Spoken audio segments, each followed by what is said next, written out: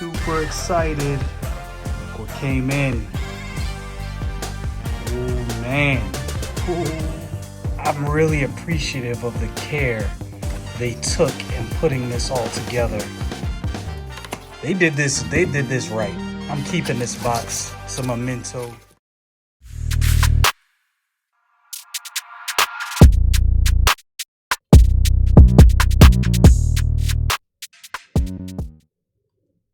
So I am super excited. I got my copy in of Isom #1. I got finished reading it about 30 or 40 minutes ago.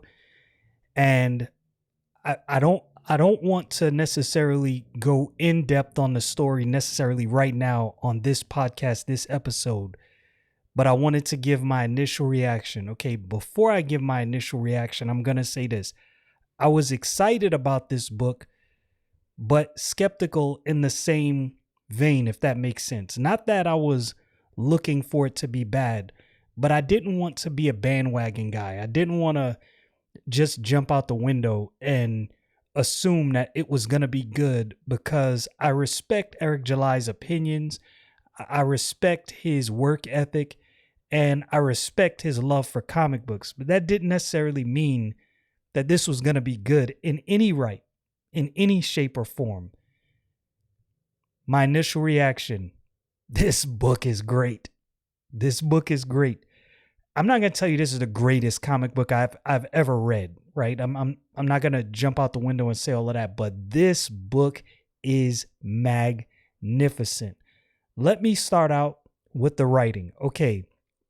I'm from Brooklyn, but I've been living Florida is not really considered the South, but I've been living in the South for almost 24 years now. I was in the military, got stationed down here and stayed. I lived in San Antonio for about a year. Some of my best friends live in San Antonio.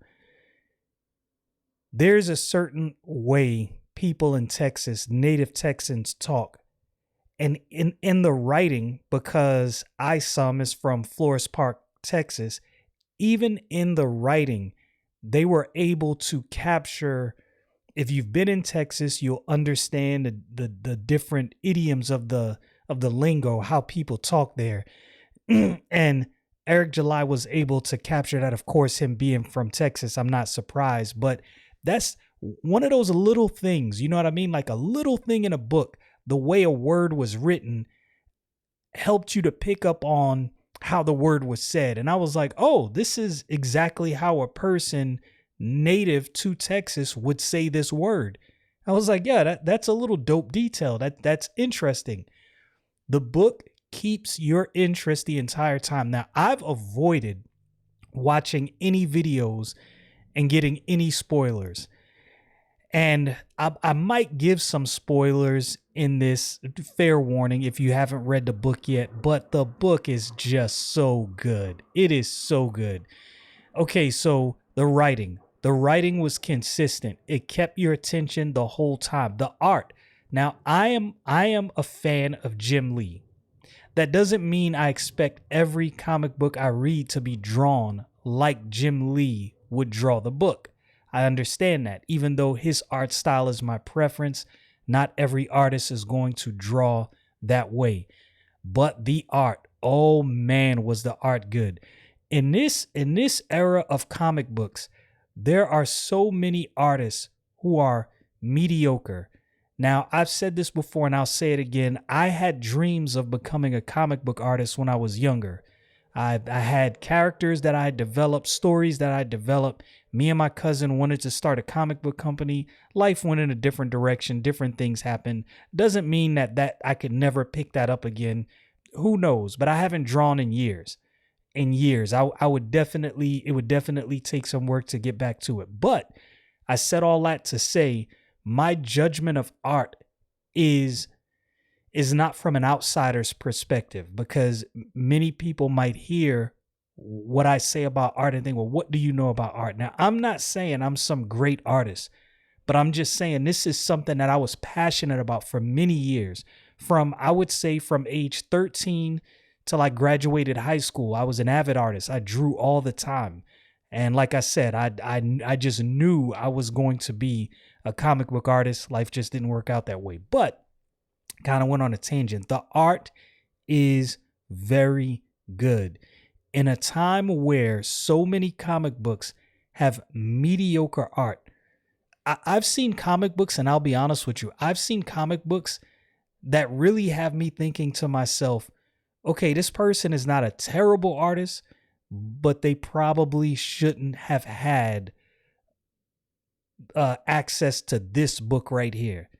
Maybe they should have drawn another book or started independently, got their, practice game up.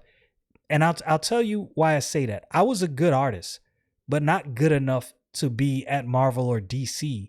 Now, I could have gotten to that point had I continued, but when I see some of these people art, I'm like, man, I was better than this back when I stopped drawing. And this art is not trash, but you can tell that they need a little more work. And I've seen a lot of comic books that way in my time reading comic books. Isom #1, this is not the case. You can tell that this art was magnificent. Just such a great work. And I love seeing that. The pencils were done by Cliff Richards. And here's the thing. There was a lot of people on different websites. I'd say different websites. They really didn't want to cover the Rippaverse, and they didn't want to cover Isom #1.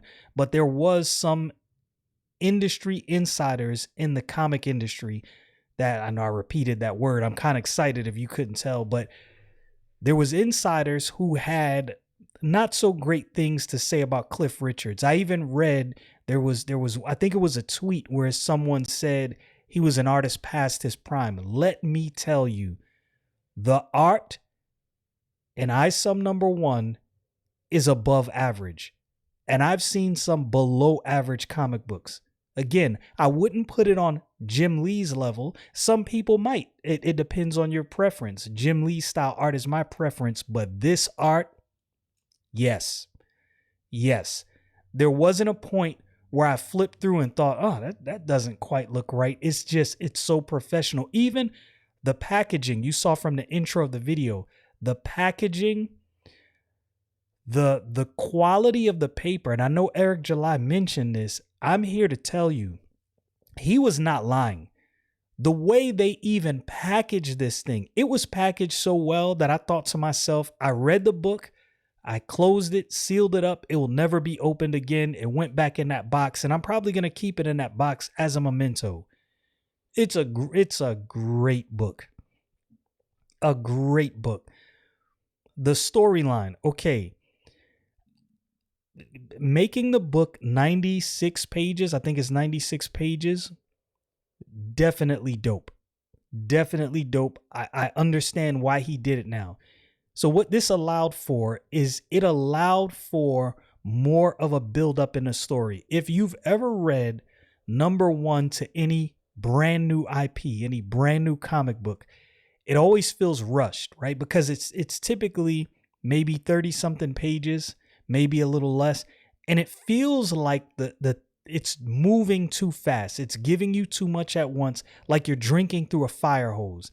Here's another thing. At the end of Isom #1, some other characters are introduced, which gets you excited about what's to come next. Like the way this is done, this rollout, this might be a better rollout than Image Comics in the 90s. I didn't say this was a better comic book, right? So for those who would watch this video and judge and go crazy, but I'm going to say it's definitely on par. It is definitely on par. This is not the work of amateurs. And I know that's what a lot of the critics were expecting, that this was going to be an amateur work. No. This is top quality, top shelf comic book creation, in my humble opinion. And I've been reading comic books since I was 13 years old. I'm now 43. I've been reading comic books for a very long time. This is top quality. Like I said, from the art, the character development, the writing, the construction, the quality of the paper, the book, the way they packaged the book and sent it to you. If all of Rippaverse Comics packaging is gonna be this way, I will gladly pay $30 or $40 for these books. This is I think this might be the signal of a shift in comic book culture in general and in comic creation. I really believe that is a possibility. So, as I was saying, it was 96 pages and it was worth every bit. The slow build up to introducing certain things, introducing characters, you notice that there's a backstory going on. There's something playing bigger in the background. There's a bigger antagonist in the background, and you realize that this story is a lot deeper than what I'm seeing right now. There's a huge buildup, and I can tell that Eric July has really thought out and flushed out this idea of a comic book universe in his head. This is nothing seems like an afterthought. It seems like he really sat down, really put his head together, really said, what would I do? How would I design this universe? How can I design this universe in such a way that I can expand and build and add? And this might be it. I know it's one person can't do everything, right? I understand that. The advantage Eric July has is this is his brainchild. This is his universe. These characters are his creation. I'm sure he will get with the artists if he creates more characters to decide what the look of the characters are going to be, what their powers are, what their costumes look like. And being that involved, he doesn't strike me as a micromanager, right? So being that involved in a process really allows for uniformity. And he's already said there's not going to be a bunch of reboots and time travel and multiversal things to constantly reboot the universe. And I appreciate that, because if you are a comic book geek, you know this one thing: keeping up with Marvel and DC can at times be a daunting task. Where do you start? At what reboot do you start? Now, thankfully, we have channels like Comics Explained and Comicstorian where you can actually get all of the backstory you want and or need about a lot of these books, so you're not lost in the source. But I think what the Rippaverse will add to the comic space is this adds a comic book that you can follow from beginning to end. And if he carries out his vision, there won't be tons of reboots, so you won't be lost. You'll be able to pick up at any point. Now, granted, if this thing really does go far and becomes a really big company, of course, as more books are put out, if you don't keep up, it's easy to lose your place. But I think the way he's doing his stories, and if all of the books are 96 pages, which I think that's what he intends to do, man, this is going to be so good, because Isom #1 is a banger. It is a banger for all the naysayers, for all of the people who said he's not going to do this. He's not really putting out a book. It's not going to be good. Gabe El-Taib, who did the colors, amazing.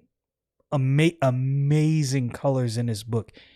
Now, to those who might say, well, what? I mean, colors are colors. Nah, if you've been into comic books, there are comic books that are just done very poorly. I've seen many of them.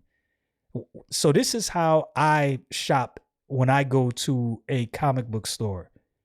The cover has to get me right out the gate. It has to be a good cover, which I have cover A. To me, it's the best cover. I wish I would have bought 2 copies. I'm probably going to buy, I think it's cover C. I'm going to order another one just so I can have one that I can open and look through. Because like I said, the one I bought, I opened it, I read it, I closed it, sealed it. It's never getting opened again. But I really, really enjoyed this. It was an enjoyable read going through the book. And so I watched one review where a guy said this. He said, as I was reading the book, at no point did it feel like, how exactly did he put it? He said, at no point did it feel like I was drawn out of the story. And at first, I understood what he was saying, but didn't understand. You know how like you have to experience something to understand? As I was reading Isom #1, I thought to myself, man, I really read through all 96 pages and not one point did I feel like I want to get up to do something else. I mean, if I was hungry, I'd have been like, yeah, that's just going to have to wait. It really drew me in.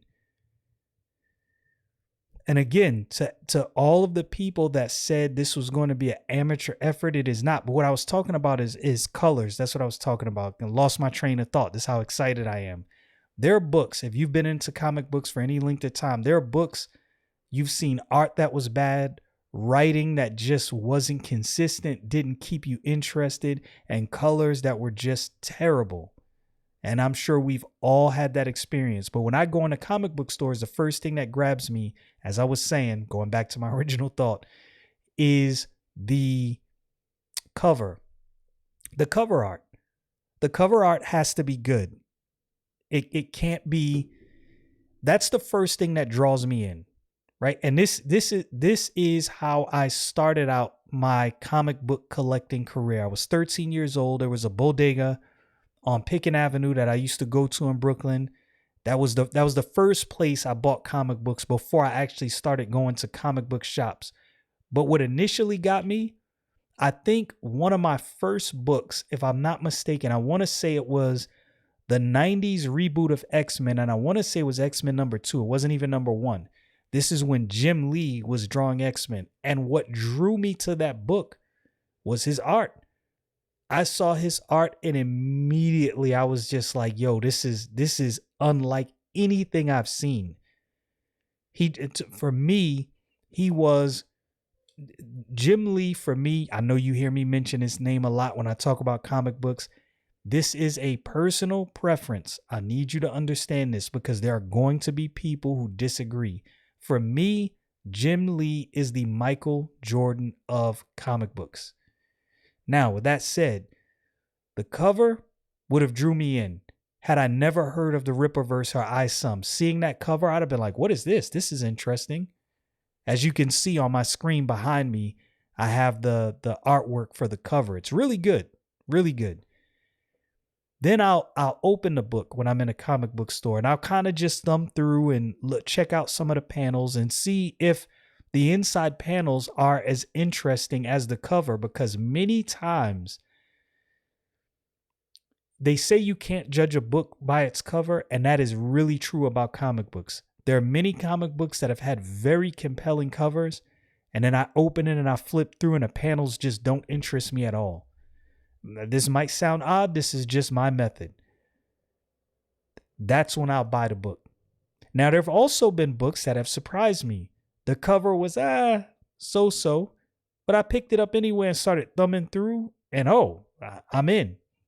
This is I can see from the panels that this book is good. So it has happened.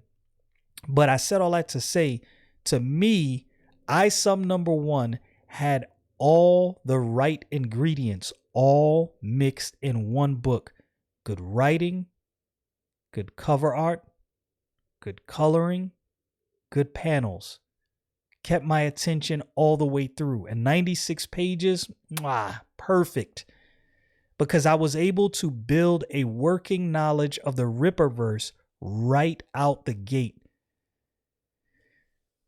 How they introduced Yaira, man, I am super interested to see where that dynamic goes. How Avery's character is being developed, this which is Isom, that's who Avery is. He's kind of the reluctant hero. I love it. It's such a good story right out the gate that I shouldn't be surprised. I will tell you why I'm surprised. It's kind of like this. If you watch basketball, then you know that the Ball brothers were heralded by their father. And nobody knew what they were going to be when they came into the NBA. But the one that was probably heralded the most was LaMelo Ball, but nobody knew how he was going to perform. We all thought it was going to be good, but when he got to the NBA, it was like, man, this, like, he met all expectations and exceeded them. And it's kind of shocking because you thought, oh, he's going to be good. He'll be decent. No, he exceeded that. That's what the Rippaverse did with Isom #1. This book exceeded. I thought it was going to be good, but I wasn't. If it was not good, I was willing and ready to get on camera and say, look, Eric July, this was a, decent offering, but this just is not it. I was willing and ready to say that. But let me tell you, this book exceeded my every expectation. This is a magnificent book. If you are a comic book geek, in my opinion, in my humble opinion, this is one of those books where you have to get it. This is a must. This is a must, my humble opinion.